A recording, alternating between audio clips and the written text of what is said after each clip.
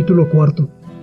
¿Por qué el reino de Darío, ocupado por Alejandro, no se sublevó contra los sucesores de éste después de su muerte?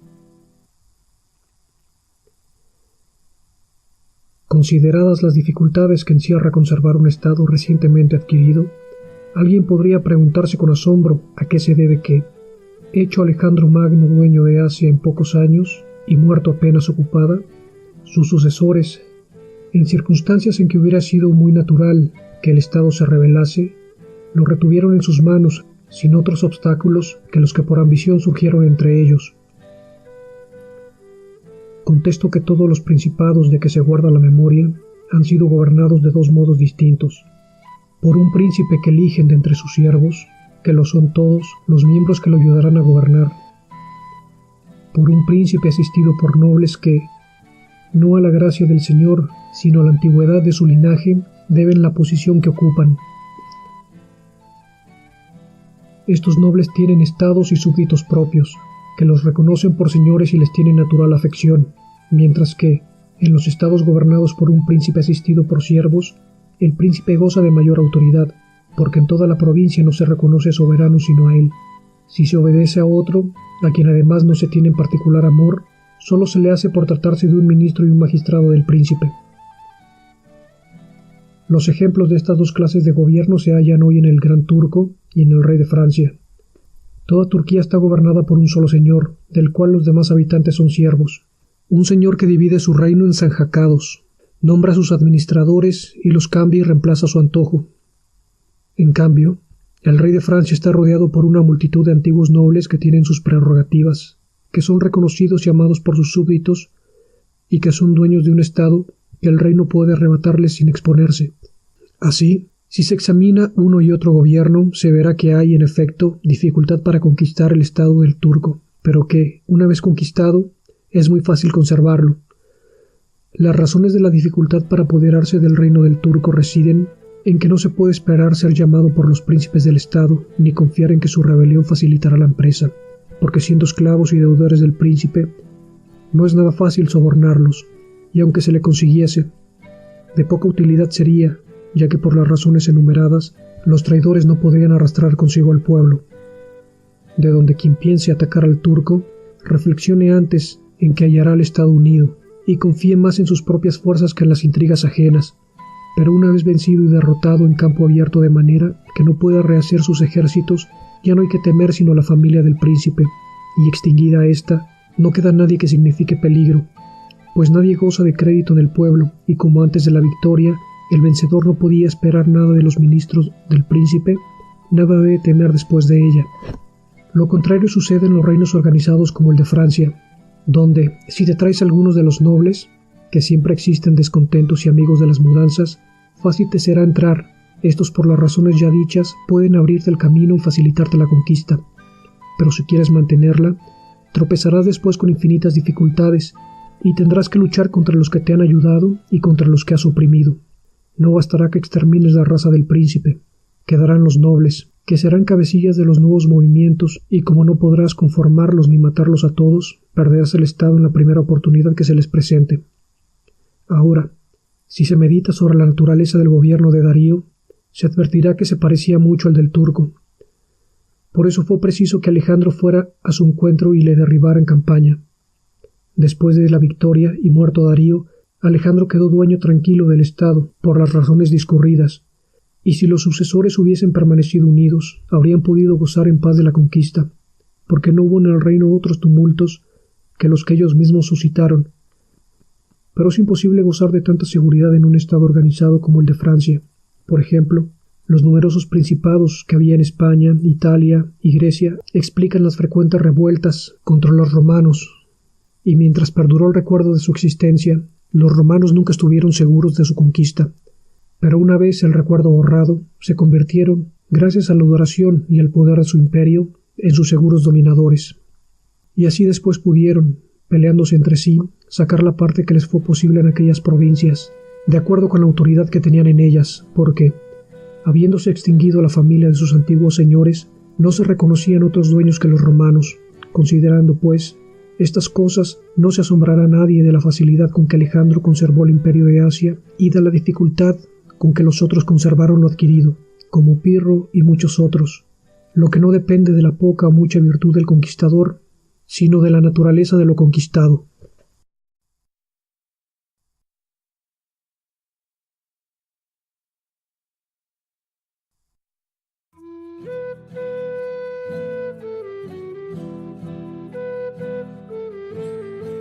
Capítulo V. ¿De qué modo hay que gobernar las ciudades o principados que, antes de ser ocupados, se regían por sus propias leyes? Hay 3 modos de conservar un Estado que, antes de ser adquirido, estaba acostumbrado a regirse por sus propias leyes y vivir en libertad. Primero, destruirlo. Después, radicarse en él. Por último, dejarlo regir por sus leyes, obligarlo a pagar un tributo y establecer un gobierno compuesto por un corto número de personas para que se encargue de velar por la conquista. Como ese gobierno sabe que nada puede sin la amistad y poder del príncipe, no ha de reparar en medios para conservarle el Estado. Porque nada hay mejor para conservar, si la quiere conservar, una ciudad acostumbrada a vivir libre, que hacerla gobernar por sus mismos ciudadanos. Ahí están los espartanos y los romanos como ejemplo de ello. Los espartanos ocuparon Atenas y Tebas, dejaron en ambas ciudades un gobierno oligárquico y, sin embargo, las perdieron. Los romanos, para conservar a Capua, Cartago y Numancia, las arrasaron y no las perdieron. Consiguieron conservar a Grecia como lo habían hecho los espartanos, dándole sus leyes y su libertad, y no tuvieron éxito, de modo que se vieron obligados a destruir muchas ciudades de aquella provincia para no perderla, porque, en verdad, el único medio seguro de dominar una ciudad acostumbrada a vivir libre es destruirla. Quien se haga dueño de una ciudad así y no la aplaste, espera ser aplastado por ella. Sus rebeliones siempre tendrán por baluarte el nombre de la libertad y sus antiguos estatutos, cuyo hábito nunca podrá hacerle perder el tiempo ni los beneficios. Por mucho que se haga y prevea, si los habitantes no se separan ni se dispersan, nadie se olvida de aquel nombre ni de aquellos estatutos, y a ellos inmediatamente recurren en cualquier contingencia, como hizo Pisa luego de estar un siglo bajo el yugo florentino. Pero cuando las ciudades o provincias están acostumbradas a vivir bajo un príncipe, y por la extinción de éste y su linaje, queda vacante el gobierno, como por un lado los habitantes están habituados a obedecer, y por otro no tienen a quién, y no se ponen de acuerdo para elegir a uno de entre ellos, ni saben vivir en libertad, y por último, tampoco se deciden a tomar las armas contra el invasor, un príncipe puede fácilmente conquistarlas y retenerlas. En las repúblicas, en cambio, hay más vida, más odio, más ansias de venganza. El recuerdo de su antigua libertad no puede concederles un solo momento de reposo, hasta tal punto que el mejor camino es destruirla a radicarse en ellas.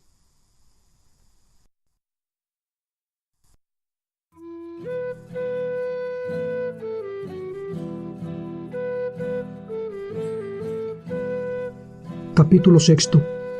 De los principados nuevos que se adquieren con las armas propias y el talento personal. Nadie se asombre de que, al hablar de los principados de nueva creación y de aquellos en los que solo es nuevo el príncipe, traiga yo a colación ejemplos ilustres. Los hombres siguen casi siempre el camino abierto por otros y se empeñan en imitar las acciones de los demás. Y aunque no es posible seguir exactamente el mismo camino ni alcanzar la perfección del modelo, todo hombre prudente debe entrar en el camino seguido por los grandes e imitar a los que han sido excelsos, para que, si no los igualan virtud, por lo menos se les acerque. Y hacer como los arqueros experimentados que, cuando tienen que dar en blanco muy lejano, y dado que conocen el alcance de su arma, apuntan sobre él no para llegar a tanta altura, sino para acertar donde se lo proponían con la ayuda de mira tan elevada. Los principados de nueva creación, donde hay un príncipe nuevo, son más o menos difíciles de conservar, según sea más o menos hábil el príncipe que los adquiere. Y dado que el hecho de que un hombre se convierta de la nada en príncipe presupone necesariamente talento o suerte, es de creer que una u otra de estas cosas allana en parte muchas dificultades. Sin embargo, el que menos ha confiado en el azar es siempre el que más tiempo se ha conservado en su conquista. También facilita enormemente las cosas el que un príncipe, al no poseer otros estados, se ve obligado a establecerse en el que ha adquirido. Pero quiero referirme a aquellos que no se convierten en príncipes por azar, sino por sus virtudes. Y digo entonces que, entre ellos, los más ilustres han sido Moisés, Ciro, Rómulo, Teseo y otros no menos grandes. Y aunque Moisés solo fue un simple agente de la voluntad de Dios, merece, sin embargo, nuestra admiración, siquiera sea por la gracia que lo hacía digno de hablar con Dios. Pero también son admirables Ciro y todos los demás que han adquirido o fundado reinos. Y si juzgamos sus hechos y su gobierno, hallaremos que no deslucen ante los de Moisés, que tuvo tan gran preceptor. Y si nos detenemos a estudiar su vida y sus obras, descubriremos que no deben a la fortuna, sino el haberles proporcionado la ocasión propicia, que fue el material al que ellos dieron la forma conveniente. Verdad es que, sin esa ocasión, sus méritos de nada hubieran valido. Pero también es cierto que, sin sus méritos, era inútil que la ocasión se presentara. Fue, pues, necesario que Moisés hallara al pueblo de Israel esclavo y oprimido por los egipcios, para que ese pueblo, ansioso de salir de su sojuzgamiento, se dispusiera a seguirlo. Se hizo menester que Rómulo no pudiese vivir en Alba y estuviera expuesto desde su nacimiento, para que llegase a ser rey de Roma y fundador de su patria. Ciro tuvo que ver a los persas descontentos de la dominación de los medas, y a los medas flojos e indolentes como consecuencia de una larga paz. No habría podido Teseo poner de manifiesto sus virtudes si no hubiese sido testigo de la dispersión de los atenienses. Por lo tanto, estas ocasiones permitieron que estos hombres realizaran felizmente sus designios. Y, por otro lado, sus méritos permitieron que las ocasiones rindieran provecho, con lo cual llenaron de gloria y de dicha a sus patrias. Los que, por caminos semejantes a los de aquellos, se convierten en príncipes, adquieren el principado con dificultades, pero los conservan sin sobresaltos. Las dificultades nacen en parte de las nuevas leyes y costumbres que se ven obligados a implantar para fundar el Estado y proveer su seguridad, pues debe considerarse que no hay nada más difícil de emprender, ni más dudoso de hacer triunfar, ni más peligroso de manejar que el introducir nuevas leyes. Se explica. El innovador se transforma en enemigos de todos los que se benefician con las leyes antiguas, y no se granjea sino la amistad tibia de los que se beneficiarán con las nuevas. Tibiezan estos cuyo origen es, por un lado, el temor a los que tienen de su parte la legislación antigua, y por otro, a la incredulidad de los hombres, que nunca fían en las cosas nuevas hasta que no ven sus frutos, de donde resulta que, cada vez que los que son enemigos tienen oportunidad para atacar, lo hacen enérgicamente, y aquellos otros asumen la defensa con tibieza, de modo que se expone uno a caer con ellos. Por consiguiente, si se quiere analizar bien esta parte, es preciso ver si esos innovadores lo son por sí mismos o dependen de otros, es decir, si necesitan recurrir a la súplica para realizar su obra, o si pueden imponerla por la fuerza. En el primer caso fracasarán siempre, y nada queda de sus intenciones, pero cuando solo dependen de sí mismos y pueden actuar con la ayuda de la fuerza, entonces rara vez dejan de conseguir sus propósitos. De donde se explica que todos los profetas armados hayan triunfado y fracasado todos los que no tenían armas. Hay que agregar, además, que los pueblos son tornadizos y que, si es fácil convencerlos de algo, es difícil mantenerlos fieles a esta convicción. Por lo cual, conviene estar preparados de tal manera que, cuando ya no crean, se les pueda hacer creer por la fuerza. Moisés, Ciro, Teseo y Rómulo no habrían podido hacer respetar sus estatutos durante mucho tiempo si hubiesen estado desarmados, como sucedió en nuestro tiempo a Fray Jerónimo Savonarola, que fracasó en su innovación en cuanto la gente empezó a no creer en ellas, pues se encontró con que carecían de medios tanto para mantener fieles en sus creencias a los que habían creído, como para hacer creer a los incrédulos. Hay que reconocer que estos revolucionarios tropiezan con serias dificultades, que todos los peligros surgen en su camino y que solo con gran valor pueden superarlos. Pero vencidos los obstáculos, y una vez que han hecho desaparecer a los que tenían envidia de sus virtudes, viven poderosos, seguros, honrados y felices. A tan excelsos ejemplos hay que agregar otro de menor jerarquía, pero que guarda cierta proporción con aquellos y que servirá para todos los de igual clase. Es el de Hierón de Siracusa, que de simple ciudadano Llegó a ser príncipe sin tener otra deuda con el azar que la ocasión, pues los siracusanos oprimidos lo nombraron su capitán, y fue entonces cuando hizo méritos suficientes para que lo eligieran príncipe.